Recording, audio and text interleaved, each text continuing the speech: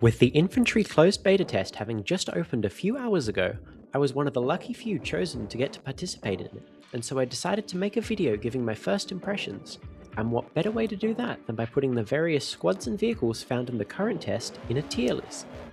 This video was made much quicker than my usual ones, so there might not be the usual level of quality. First, a few disclaimers. Everything in the test is subject to change, so don't expect this to stay accurate for release. Additionally, as you'll probably see in the gameplay, I'm rather quite bad at FPS games, and this game mode is no exception, so my thoughts may be impacted by that. I've also never played Enlisted, which I've been told plays somewhat similarly to this. With that out of the way, let's get started with the tier list. I'll save my overall thoughts for the end of the video. Starting with a very middle of the road pick, we have the 5-man M16A4. This assault rifle can feel a little weird to use, primarily due to it only having burst or semi-auto fire. This lack of full auto feels quite strange, and burst fire really drains your magazine faster than you'd expect. While it's certainly usable, the availability of much better options puts this gun in C tier. Next is the 5-man Mach 11 PDW. There's no sugarcoating it. This gun sucks. Its average size magazine is betrayed by its ludicrous rate of fire, which empties the mag far faster than would be useful. It's only really viable in direct CQB, but even then the low damage and high recoil make it unsatisfying to use, and so this is going in F tier. Moving on, we have the 3-man M110 SDMR. This rifle is extremely powerful, offering you one-hit kills on torso shots. It also has a very good scope with viable zoom, and its handling isn't awful either. When played well, this can shut off an entire section of the map, and can be awful to play against if it's in good hands. As you have a small squad, you're often best keeping them hidden somewhere safe and using them as backup spawns. This is the first gun that I'm putting in S tier. Next, we have the M249 Para. This machine gun has a very large mag capacity of 100, which, paired with its good rate of fire, allowed it to be good in most situations. It's best used when mounted on a ledge with the bipod, where the recoil is nullified, but in a pinch it works in CQB if it is a little unwieldy. A tip I found with these heavier guns is to incorporate strafing when moving around and turning, as it seems to counter some of that weight. Overall, the M249 is one of the strongest guns right now, so I'll put it in S tier. Next up is the 5-man M4A1.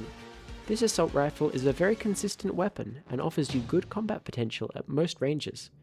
It has good damage, a good rate of fire, and manageable recoil. You also have an underbarrel grenade launcher, though this is very situational and you'll not likely use it most times, as grenades aren't terribly effective. All in all, this goes to A tier. The last US squad we have is the 5-man XM5. This assault rifle is also a very consistent weapon and plays very similarly to the M4A1. The differences are that it has a much better damage, at the cost of losing the UGL and a slightly smaller magazine. It also has a fair bit more of a recoil kick. This, much like the M4A1, goes into A tier. The first US vehicle we have is their IFV, the M3A3 Bradley.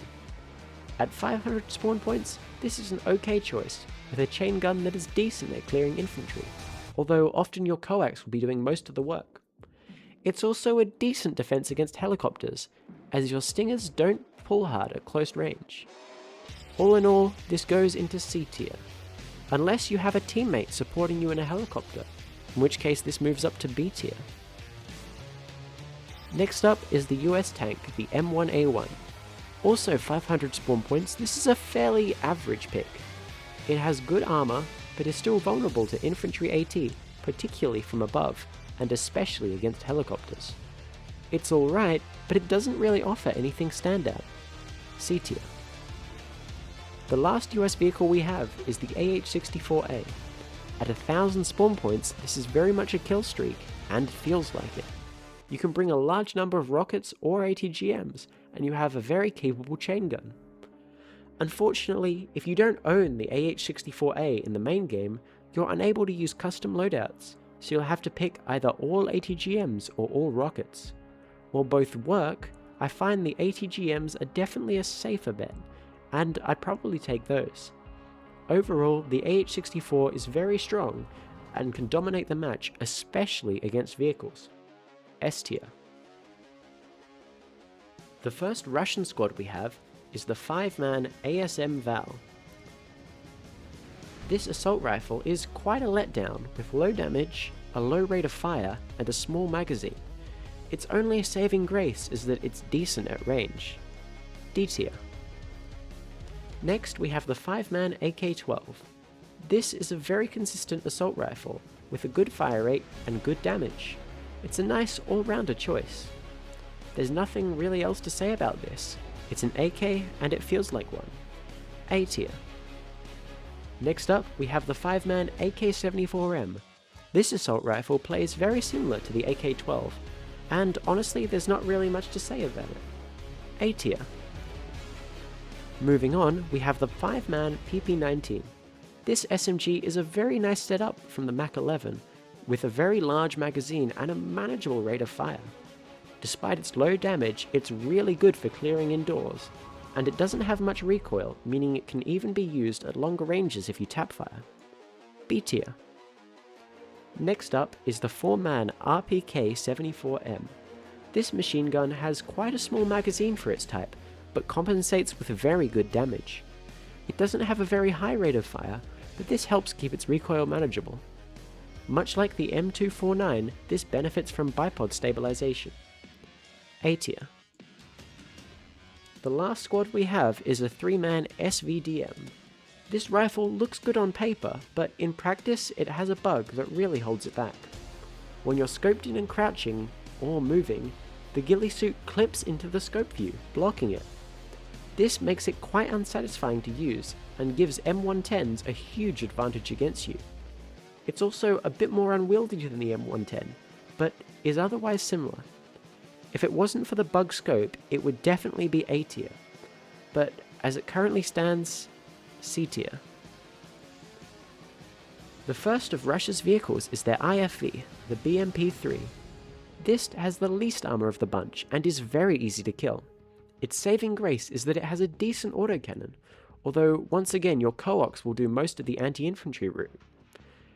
Overall, it sort of feels like a worse Bradley, so I'm putting it in D tier. C if you have a teammate in a helicopter. Next up is Russia's tank, the T-90A. This essentially plays like a slightly less protected Abrams, although its bad reverse gear can often get it killed as it's unable to escape bad situations. There isn't really much of a saving grace with it. It plays like a worse Abrams.